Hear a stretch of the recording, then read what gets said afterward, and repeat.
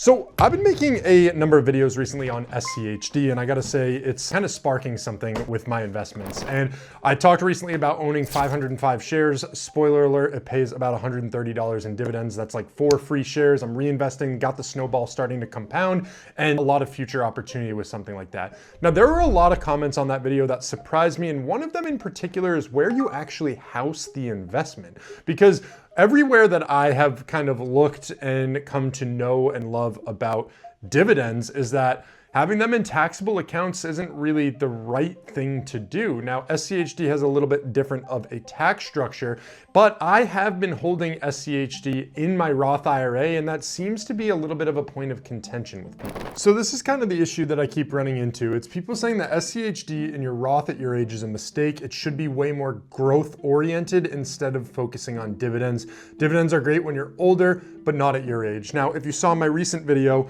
I also talked about why I love dividend investing and why it's probably always going to be somewhat in my portfolio for me. But the big question that I have here is I saw tons of those comments, and I mean, there were a lot of them saying that having it in my Roth IRA is a big mistake and that I should restructure it to be purely growth in my Roth IRA and have those dividends be paid out in that taxable account. And I gotta say, this is against conventional wisdom that I've run into and what I've seen people do and talk about.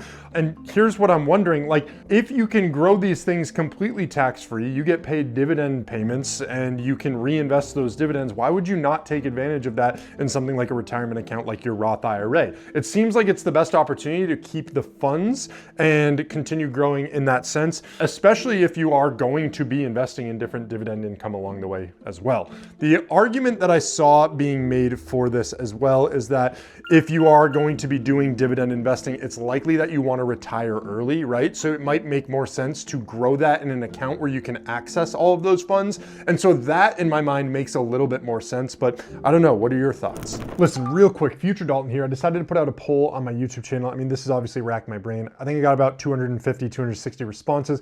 I asked people if they hold SCHD, do they hold it in their retirement account? Do they hold it in a taxable account? Or do they think it's absolutely crazy and they don't hold any at all? I gotta say, the responses on this are kind of not what I expected them to be. So we got about 31% saying that it's in their retirement account, which is honestly what I was doing.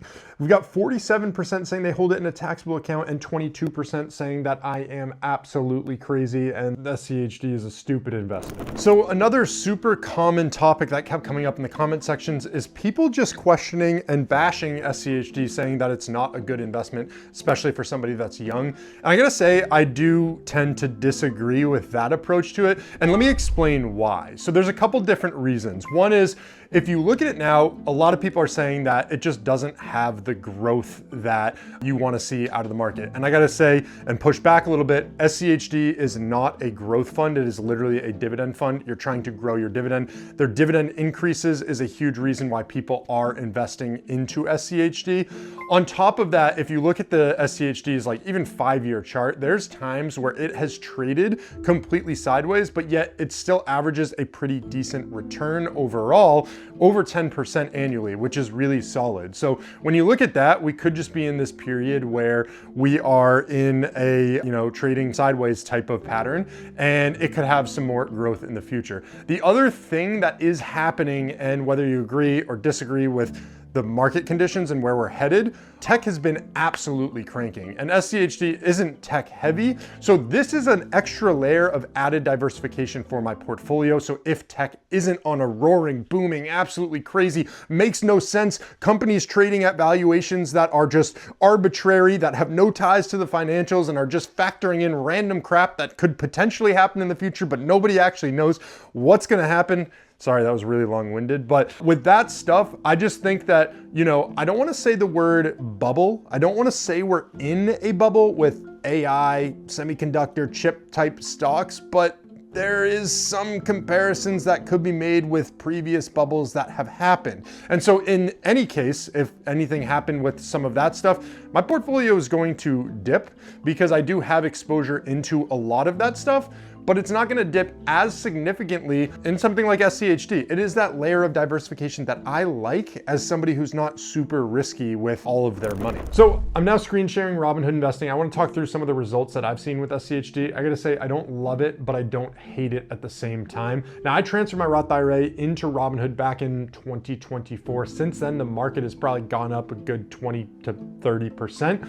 And with SCHD, we've seen a lower return. So you got to keep in mind that I was investing in SCHD before it even came in here. But since it's been in Robinhood, if I click into it, it is up still 7.36%, $940. Now, if I scroll down and take a quick look at what is also coming in from this, you can see that in the history, I can show dividends. So this is not including the hundreds of dollars in dividends, it's just a decent return that I've actually gotten from something like this when people say it's so stagnant. And I understand, because when you look at the results of the chart of SCHD, sorry, let me come in here.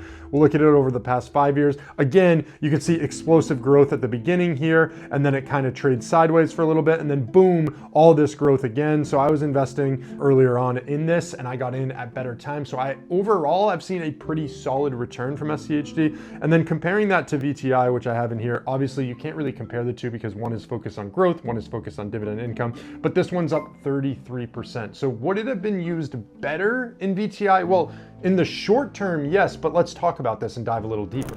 And there is one more comment that is slightly concerning to me that I've been seeing on repeat videos. It's that SCHD is absolutely slaughtering my portfolio. I gotta sell it all, run for the hills, get as far away as possible from this ETF because it absolutely sucks. And I don't know if that's the right answer. And so that comment makes me so queasy because I really feel like some people are lacking the understanding of the fundamentals for what SCHD actually is. And to my point before, you look at what it is comprised of. It is companies that have been paying consecutively 10 years of dividend payments and beyond and growing their dividend. And there's certain criteria you have to hit to be in the fund. And by rule, this basically takes all of these other investments that have really been pulling the entire weight of the economy, the Nvidias, the Teslas, the Apples, the AMD stock more recently, all of these huge upside growth stocks that have been happening.